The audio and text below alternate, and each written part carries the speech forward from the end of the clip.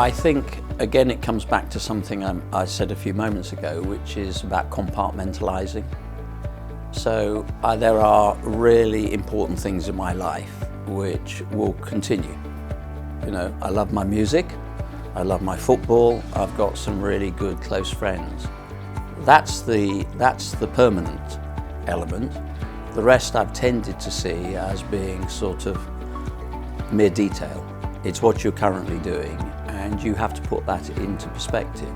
And yeah, you know, I'm not going to be coy about it.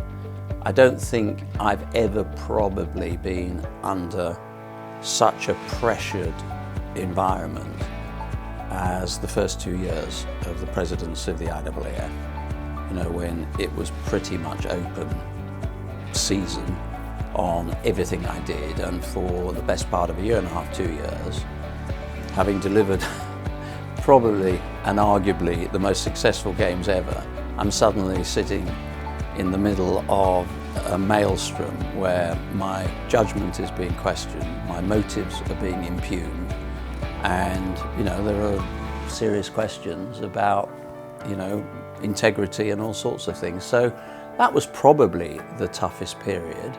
And yeah, there were days when I thought, you know, do I really need this? But they were sort of quite transient thoughts.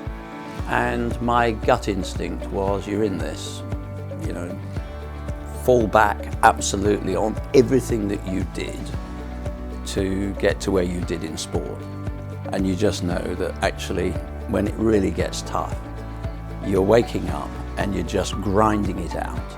And yeah, it may not be there may not be any obvious outcome or any shift in the dial at the end of the day. And yeah, you wake up the following day and you do exactly the same thing until it actually remedies itself. And you know, there are no easy ways. There are no shortcuts. And if you ask me about pressure, I also would link the word resilience to that. And it's the ability occasionally just to switch off, and also to have the humour and to understand about the absurdity of the situation that you're in and the absurdity of some of the people that are asking you the questions. So you have to have your own self-defensive mechanisms.